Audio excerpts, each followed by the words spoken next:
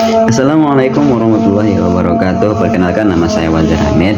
Saya dari Prodi Pendidikan Bahasa Arab. Baiklah, langsung saja saya akan mereview yakni tentang akhlak tasawuf dari penjelasan saudari Rafa Naura, yang dimana buku yang dipakai yakni Akhlak Tasawuf dan Karakter Mulia.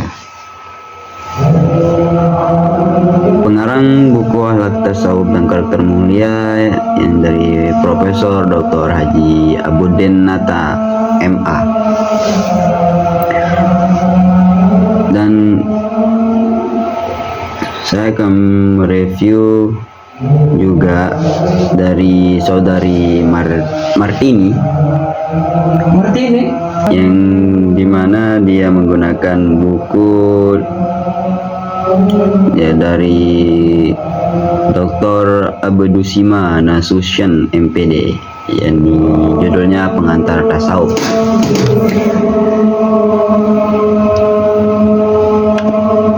Dan juga saya akan mereview tentang penjelasan tentang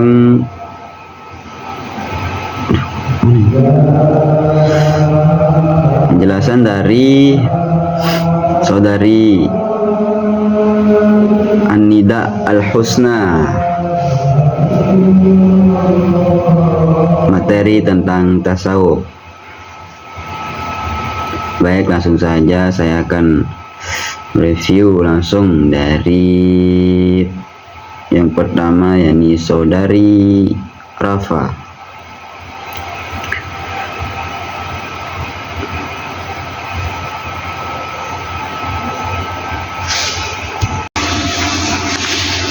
Baik, langsung saja saya akan menjelaskan ulang secara singkat dari si PPT saudari Rafa. Saudari Rafa membahas tentang akhlak tasawuf dan karakter mulia dari karya Profesor Dr. Abudin Nata. Isi yang dicakup yakni yang pertama, hak, kewajiban, dan keadilan, dan yang kedua, akhlak Islami, dan yang ketiga, pembentukan akhlak, dan yang keempat, tasawuf dalam Islam, yang kelima, makamat dan hal, dan yang keenam, mahabbah, dan yang terakhir, ma'rifah. Langsung aja kita membahas yang pertama, yakni hak, kewajiban, dan keadilan. Menjelaskan pengertian hak, macam-macam hak, hubungan hak dengan kewajiban, serta pentingnya keadilan dalam kehidupan bermasyarakat. Semua konsep ini memiliki peran dalam membentuk akhlak manusia atau sosialisasi. Dan yang kedua, yakni akhlak Islami. Akhlak Islami, perilaku mulia yang bersumber dari ajaran Islam. Ruang lingkupnya mencakup akhlak terhadap Allah, manusia, dan lingkungan. Dan yang ketiga, yakni pembentukan akhlak. Membahas arti akhlak dalam pendidikan, metode pembinaan akhlak, faktor yang mempengaruhinya, yakni nativisme, empirisme, konvergensi, serta manfaat memiliki akhlak mulia. Dan yang keempat, yakni tasawuf dalam Islam. Pengertian tasawuf, sumber tasawuf, unsur Islam dan luar Islam, serta kesederhanaan dan kesucian jiwa dalam perjalanan spiritual. Dan yang kelima, makamat dan hal makamat adalah tahapan seorang sufi dalam mendekatkan diri kepada Allah, seperti zuhud, taubat, sabar, tawakal. Sedangkan hal dalam keadaan spiritual seperti takut, ikhlas, dan syukur. Yang keenam, yakni mahabbah. Mahabbah yakni cinta mendalam kepada Allah. Alat untuk mencapainya yakni qalb roh sir, tokoh seperti Rabi'ah al-Adawiyah, serta dalil dari Al-Quran dan hadis. Dan yang ketujuh, ma'rifah, pengetahuan batin tentang Allah yang lebih tinggi dari ilmu lahiriah. Tokoh penting seperti Al-Ghazali dan Zun al-Nun al-Misri.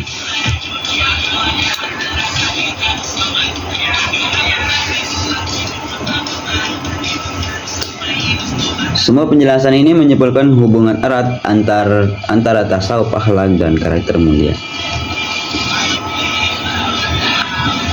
Dan kelebihan yang termasuk dari isi materi saudari Rafa, yakni ada kutipan tokoh dan dalil membuat materi lebih kuat secara akademis keagamaan, dan isi materi lengkap dan mencakup beberapa bab penting dalam akhlak tasawuf, dan susunan materi sistematis dari konsep dasar hak, kewajiban hingga spiritual lebih dalam, yakni dalam mahabbah dan marifah.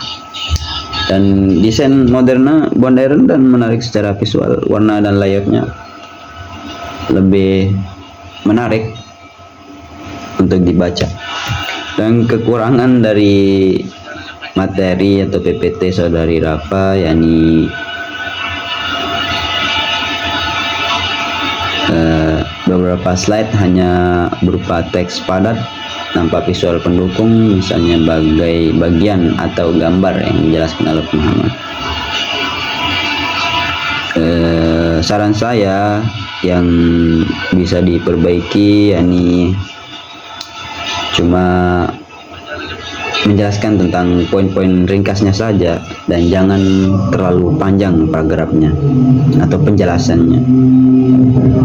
Dan juga tolong kalau membuat PPT atau presentasi, utamakan ada pembuka dan penutup untuk slide-slide dari PPT. Mungkin hanya itu yang bisa saya simpulkan atau review dari isi penjelasan atau PowerPoint dari saudari Rafa. Lanjut ke PPT yang kedua, yakni dari saudari Martini, yang dimana judul buku pengantar tasawuf yang dikutip dari Dr. Abdusima Nasution MPD.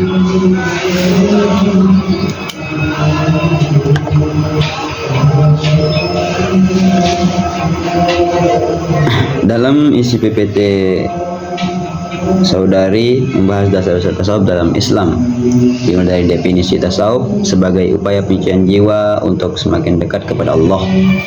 Lalu dilanjutkan dengan sebab-sebab munculnya tasawuf, baik faktor internal seperti penyimpangan umat dari kesederhanaan Islam maupun faktor eksternal seperti pertemuan dengan budaya dan filsafat lain. Dan dijelaskan hubungan tasawuf dengan akhlak, bahwa penyucian batin menghasilkan akhlak mulia yang menjadi tolak ukur kesempurnaan kesempurnaan iman. Lalu membahas macam-macam aliran tasawuf seperti tasawuf akhlaki, amali hingga falsafi. Dan dipaparkan jalan menuju tasawuf melalui 4 tahapan, di mana yang tahapan yang pertama syariat, ibadah lahiriah, dan tahapan kedua thariqah, latihan spiritual, dan yang ketiga hakikat, pemahaman batin yang mendalam, dan yang keempat marifat, pengenalan tertinggi kepada Allah. Intinya tasawuf adalah proses spiritual menuju kedekatan dengan Allah melalui penyucian diri, penguatan akhlak, dan praktik ibadah lahir maupun batin, praktik ibadah zahir maupun batin.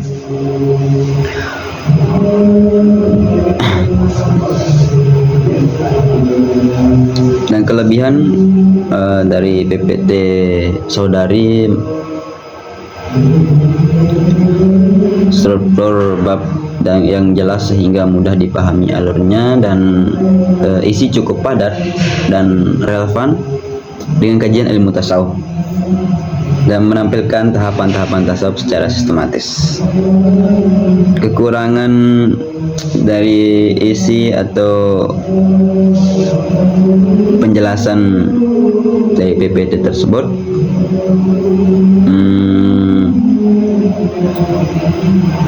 beberapa ejaan dan spasi kurang rapi dan tidak mencantumkan identitas penyaji dan tujuan presentasi. PPT Saudari ini sudah baik dari sisi isi karena membahas tasawuf secara lengkap dan sistematis. Namun dari sisi tampilan dan penyajian masih perlu diperbaiki agar lebih menarik dan mudah dipresentasikan. Misalnya dengan ringkasan yang lebih singkat, yang lebih ringkas, dan visual yang lebih variatif.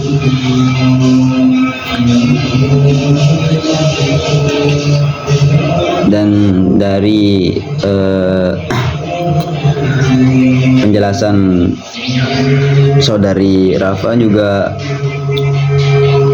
butuh isi dari kesimpulan, butuh kesimpulan, dan dari Saudari Martini juga nggak ada kesimpulan. Lanjut ke PPT Saudari Anida Al-Husna. Menurut saya penjelasan Anida yakni sudah cukup ringkas dan mudah dipahami juga. Strukturnya rapi dan alur logis dari dasar ke tingkat konsep lanjutan, dan penjelasan cara menjelaskan dari videonya juga agak lebih ringkas dan padat.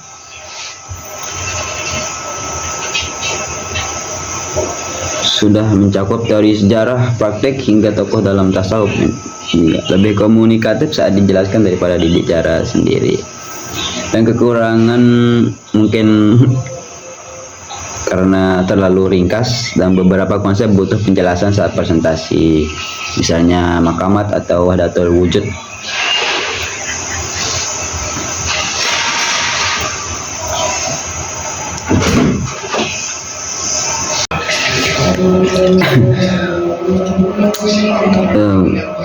Mungkin kekurangan dari video atau penjelasan Saudari Arnida yakni terlalu ringkas, dan beberapa konsep butuh penjelasan saat presentasi, misalnya makamat atau wahdatul wujud.